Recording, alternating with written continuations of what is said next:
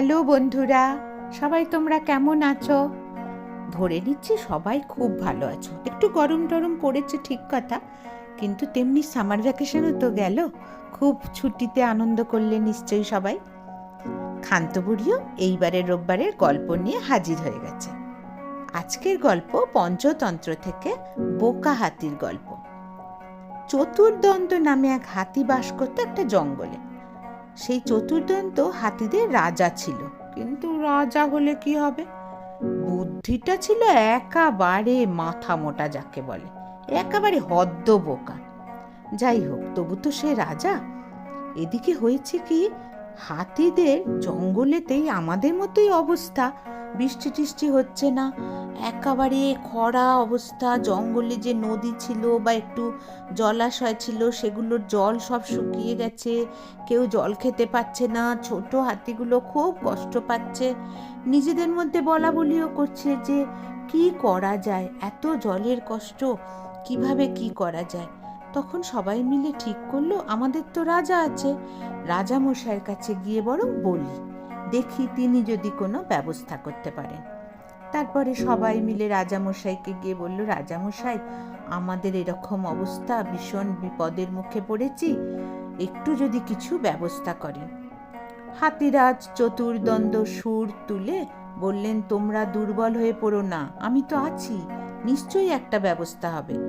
তারপরে পায়চারি করলেন কিছুক্ষণ, তারপর বললেন, শোনো, এখান থেকে বেশ কিছুটা দূরে একটা জায়গা আছে, জায়গাটা খুব নিলিবিলি, কেউ কোথাও নেই, একটু জলাশয় আছে একটা বড়, আর জলাশয়ের জল সেখানে কোনোদিন শুকোয় না।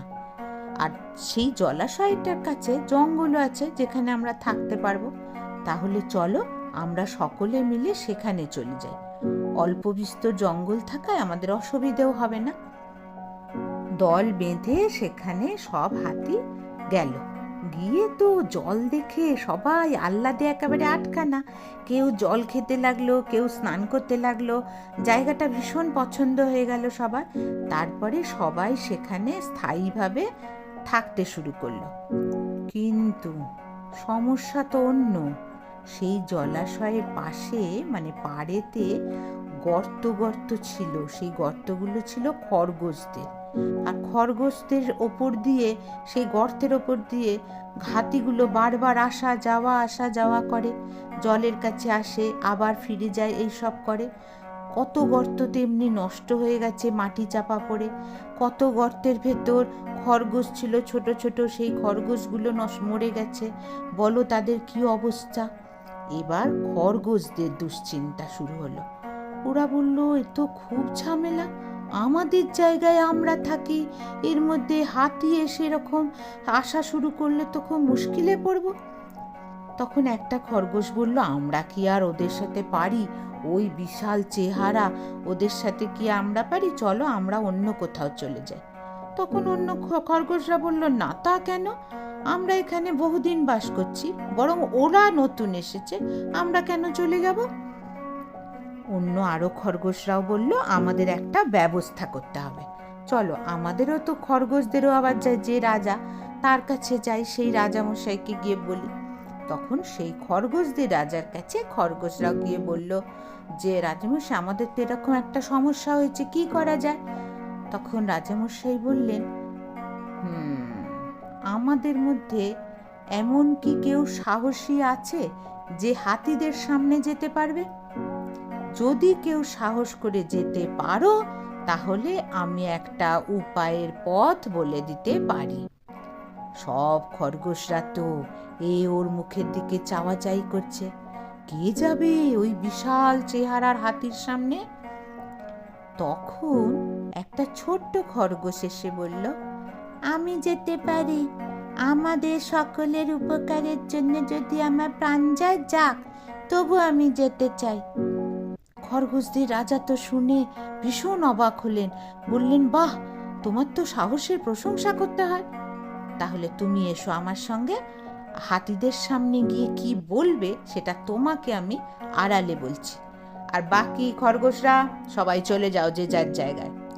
বলে খরগোশরাজ ছোট্ট খরগোশটিকে কিছু পরামর্শ দিলেন। ছোট্ট খরগোশ হাতিদের কাছে যাবার জন্য তৈরি হলো। বেশ অনেকটা দূরে গিয়ে পথের ধারে চুপ করে দাঁড়িয়ে রইল।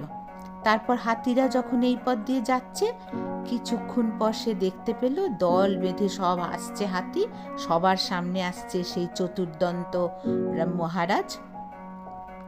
ছোট্ট খরগোশটা লাফ দিয়ে রাস্তার মাঝে এসে বলল, ও হে হাতিদের রাজা, আমি চন্দ্রদেবের কাছ থেকে আসছি। তোমাকে সতর্ক করে দেওয়ার জন্যই আমাকে এখানে আসতে হলো, বুঝেছ? হাতিরাজ তো অবাক, কিসের জন্য সতর্ক? তোমরা চন্দ্রদেবের আশ্রিত খরগোশদের এমন করে সর্বনাশ করছো কেন?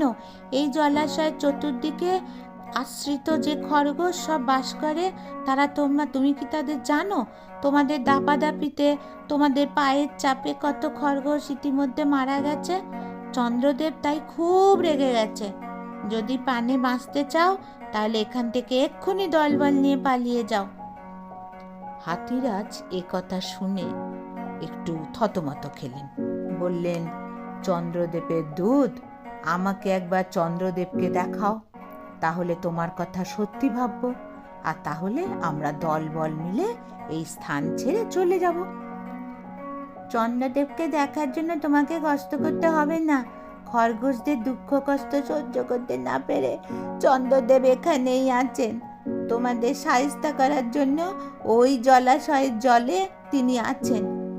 বলে ছোট্ট খরগোশ হাতিরাজকে জলাশয়ের সামনে নিয়ে এলো।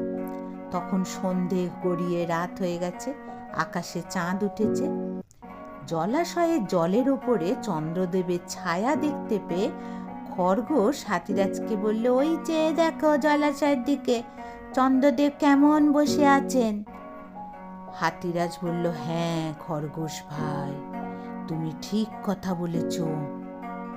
খরগোশ বলল, তবে আর দেরি না করে দলবল নিয়ে এক্ষুনি এখান থেকে চলে যাও।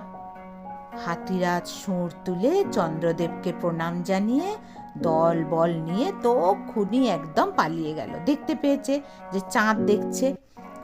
বনের এত বড় একটা পশু, ভাবো, যার গায়ে এত শক্তি, সে কিনা এই ছোট্ট একটা খরগোশের বুদ্ধির কাছে হেরে গেল।